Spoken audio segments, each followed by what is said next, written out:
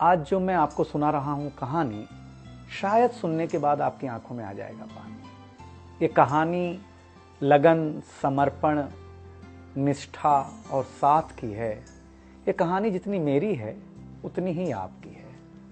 इस कहानी का जो मुख्य किरदार है वो हमारे आपके जीवन का आधार है। वो आपके लिए ज्यादा, अपने लिए कम बनी है। हाँ जी, बिल्कुल सही समझ रहे हैं आप। वो हमारे आपकी पत्नी है।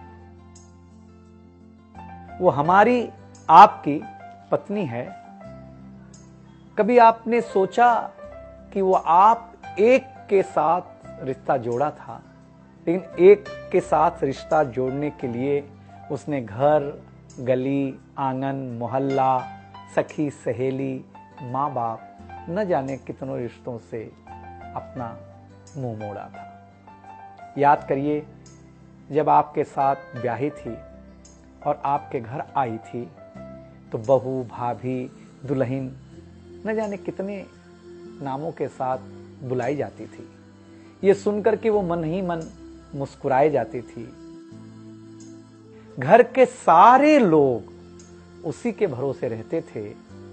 शायद इसीलिए अंग्रेजी में हम उसे हाउसवाइफ कहते थे। कुछ ही दिनों तक उसने दुल्हन होने का आनंद जिया। फिर झाड़ू, पोछा, बर्तन, चूल्हा, चौका, इन सब ने उसको जकड़ लिया।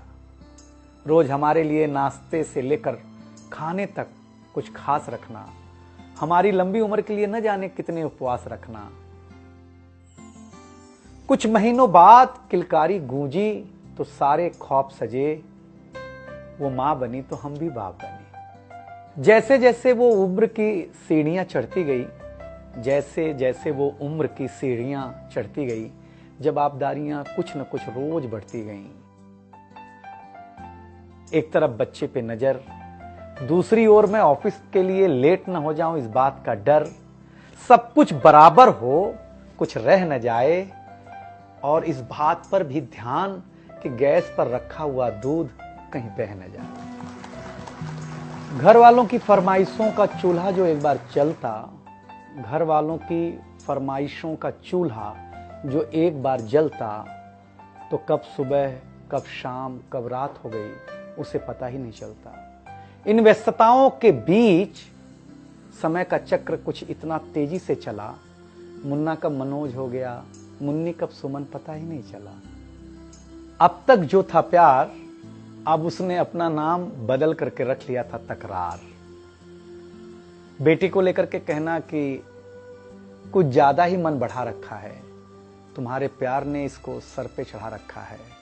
अब तो वो मुझे भी देने लगी थी ताना, अब तो वो मुझे भी देने लगी थी ताना, ऑफिस में ही रहा करो ना, 2-4 घंटे के लिए घर के आना। शादी के इतने दिनों बाद भी आज भी हमें सुनना पड़ता है कि न जाने कौन सा पाप किया था जो आपके साथ ब्याह किया था। और ये तो रोज की थी कहानी। इतना जोर से कहना कि घर के सारे सदस्य सुन लें कि एक दिन बीमार होती हूं ना, तो एक दिन बीमार होने पर किसी को कोई देता नहीं है 1 गिलास पानी, लेकिन जैसे ही उसे आपके तबीयत खराब होने का होता आभास, आकर के बैठ जाती थी आपके पास। याद तो होगा ना, वो मीठी बातों के साथ माथे पर विक्स लगाना और साथ में कान में यह भी कहना कि कल सुबह अगर अच्छा ना लगे तो फिर ऑफिस मत जाना। लेकिन एक दिन समय ऐसे मोड़ पर ले आता है जहां बदल जाता है जिंदगी का ताना बाना। थाली में रोटी रखते हुए उसका ये कहना कि बेटी जवान हो गई है, क्या अब लड़का भी मुझे ही ढूंढने होगा जाना। शादी तय हो जाने के बाद 1-1 रुपया जोड़ना, पैसे कम पड़ने पर खुद का कंगन तोड़ना, सब कुछ हो जाएगा मुझे ढाढ़स बढ़ाना, सब कुछ हो जाएगा मुझे ढाढ़स बढ़ाना। विवाह का गीत खुद रोते हुए गाना। याद तो होगा ना आप लोगों को ये गुजरा हुआ जमाना। कुछ समय बाद जब हम जवाबदारियों से मुक्त हो जाते हैं तो कुछ ज्यादा ही धर्मयुक्त हो जाते हैं। उम्र के अंतिम पड़ाव पर हम बीमारियों के बीच जीने लगे हैं। बिना शक्कर की चाय पीने लगे हैं। लेकिन सच ये है कि जब तक हमारी आपकी पत्नी साथ है, चाय मीठी हो न हो, लेकिन जिंदगी में पूरी मिठास है। जबकि पत्नी के बारे में बहुत कम लिखा गया है, हर जगह माँ का ही गुणगान है। मैं मानता हूं कि माँ महान है, लेकिन आपके जीवन में आपकी पत्नी का भी महत्वपूर्ण योगदान है।